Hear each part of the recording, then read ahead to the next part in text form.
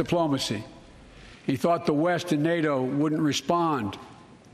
He thought he could divide us at home, in this chamber, in this nation. He thought he could divide us in Europe as well. But Putin was wrong. We are ready. We are united, and that's what we did. We stayed united. We prepared extensively and carefully. We spent months building coalitions of other freedom-loving nations in Europe and the Americas, from America to the Asian and African continents, to confront Putin. Like many of you, I spent countless hours unifying our European allies. We shared with the world in advance what we knew Putin was planning and precisely how we would try to falsify and justify his aggression. We countered Russia's lies with the truth. And now that he's acted, the free world is holding him accountable, along with 27 members of the European Union, including France, Germany, Italy, as well as countries like the United Kingdom, Canada, Japan, Korea, Australia, New Zealand, and many others. Even Switzerland are inflicting pain on Russia and supporting the people of Ukraine. Putin is now isolated from the world more than he has ever been. Together,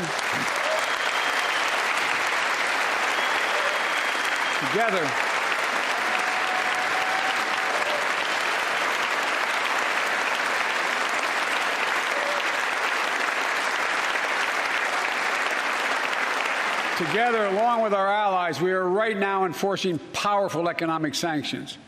We're cutting off Russia's largest banks in the international financial system, preventing Russia's central bank from defending the Russian ruble, making Putin's $630 billion war fund worthless. We're choking Russia's access. We're choking Russia's access to technology that will sap its economic strength and weaken its military for years to come. Tonight, I say to the Russian oligarchs and the corrupt leaders who bilked billions of dollars off this violent regime, no more. The United States, I mean it.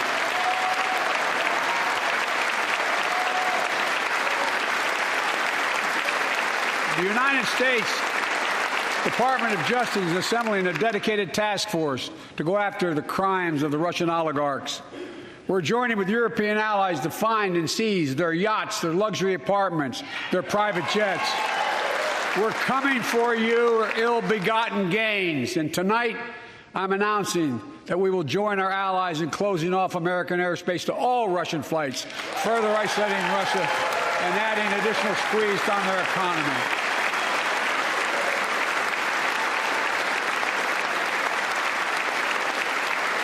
He has no idea what's coming. The ruble has already lost 30% of its value. The Russian stock market has lost 40% of its value, and trading remains suspended. The Russian economy is reeling, and Putin alone is the one to blame. Together with our allies, we're providing support to the Ukrainians in their fight for freedom.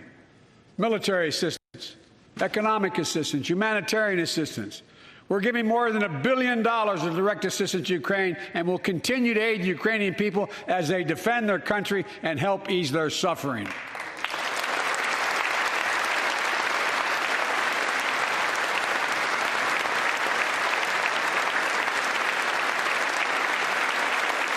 But let me be clear.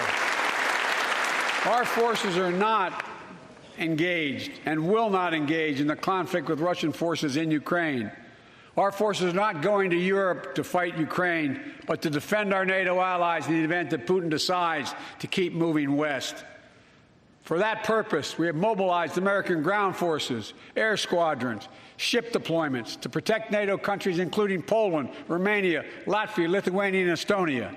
And as I've made crystal clear, the United States and our allies will defend every inch of territory that is NATO territory with the full force of our collective power. Every single inch.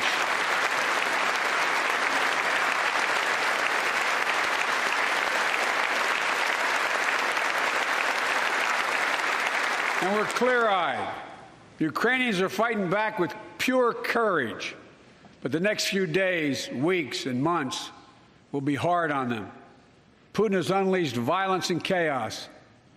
But while he may make gains on the battlefield, he'll pay a continuing high price over the long run. And a pound of Ukrainian people, the proud, proud people, pound for pound, ready to fight with every inch of energy they have. They've known 30 years of independence, have repeatedly shown that they will not tolerate anyone to do more if necessary, united with our allies. These steps will help blunt gas prices here at home, but I know news about what's happening can seem alarming to all Americans. But I want you to know we're going to be okay. We're going to be okay. When the history of this era is written, Putin's war in Ukraine will have left Russia weaker and the rest of the world stronger. While it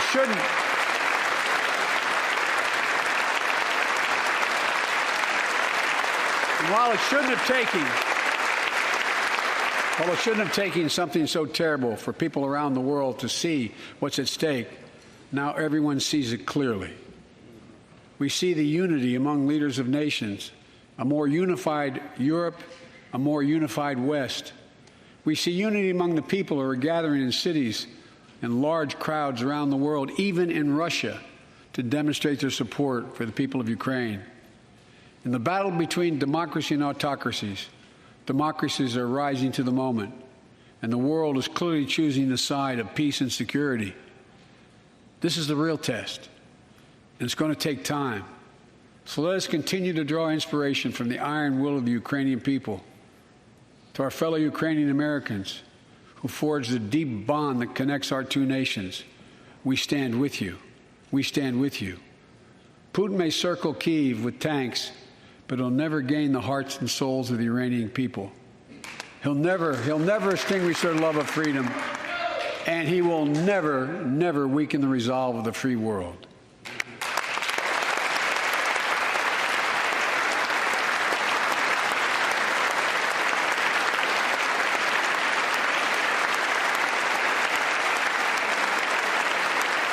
We meet tonight in an America that has lived through two of the hardest years this nation has ever faced. The pandemic has been punishing, and so many families are living paycheck to paycheck, struggling to keep up with the rising cost of food, gas, housing, and so much more. I understand, like many of you did. My dad had to leave his home in Scranton, Pennsylvania to find work.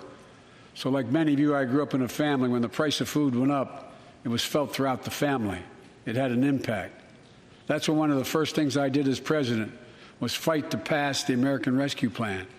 Because people were hurting, we needed to act, and we did. Few pieces of legislation have done more at a critical moment in our history to lift us out of a crisis. It fueled our efforts to vaccinate the nation and combat COVID-19, delivered immediate economic relief to tens of millions of Americans. It helped put food on the table. Remember those long lines of cars waiting for hours just to get a box of food put in their trunk. It cut the cost of health care insurance. And as my dad used to say, it gave the people just a little bit of breathing room.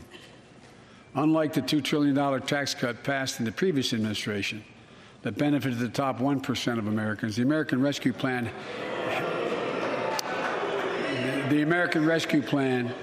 helped working people and left no one behind. Folks,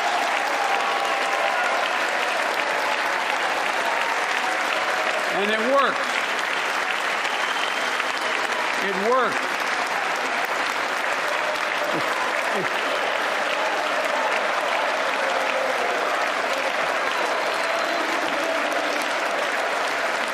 It worked. We created jobs, lots of jobs. In fact, our economy created over 6.5 million new jobs just last year. More jobs in 1 year than ever before in the history of the United States of America. The economy grew at a rate of 5.7 last year, the strongest growth rate in 40 years. And the first step in bringing fundamental change to our economy that hasn't worked for working people in this nation for too long. For the past 40 years, we were told that tax break for those at the top and benefits would trickle down and everyone would benefit. But that trickle-down theory led to a weaker economic growth, lower wages, bigger deficits, and a widening gap between the top and everyone else in nearly a century. Look, Vice President Harris and I ran for office, and I realize we have fundamental disagreements on this, but ran for office with a new economic vision for America. Invest in America, educate Americans, grow the workforce, build the economy from the bottom up and the middle out, not from the top down, because we know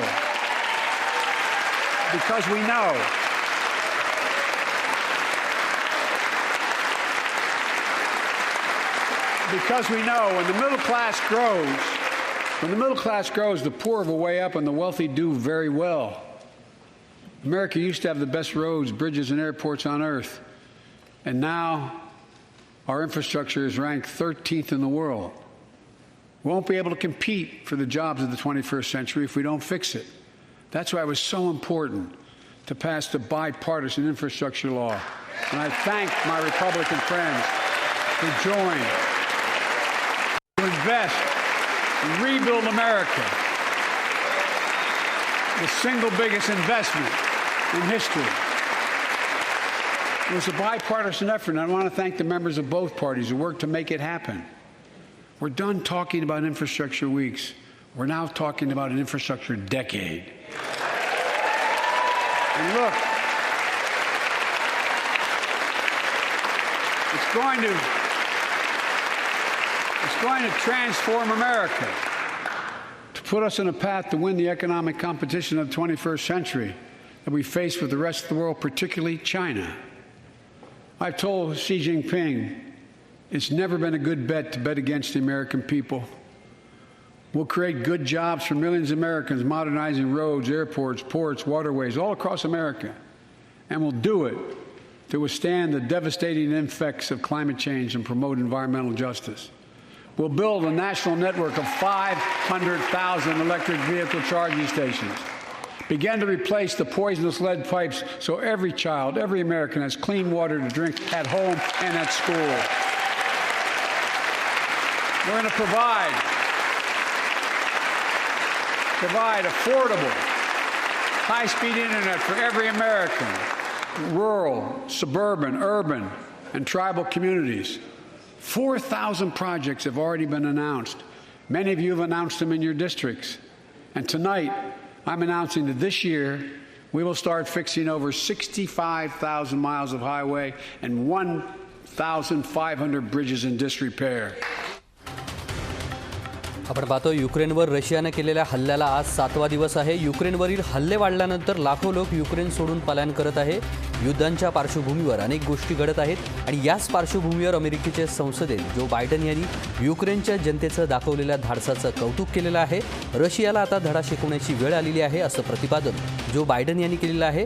त्याचसोबत आर्थिक निर्बंध लादून रशियाची कोंडी करणार असल्याचं देखील प्रतिपादन Joe Biden यांनी केलं आहे. युक्रेनचे लोक संपूर्ण जगासाठी एक आदर्श आहेत. त्याचबरोबर रशियन विमानांसाठी अमेरिकेची हवाई हद्द बंद असल्याचं प्रतिपादन जो बायडन यांनी केलेलं आहे.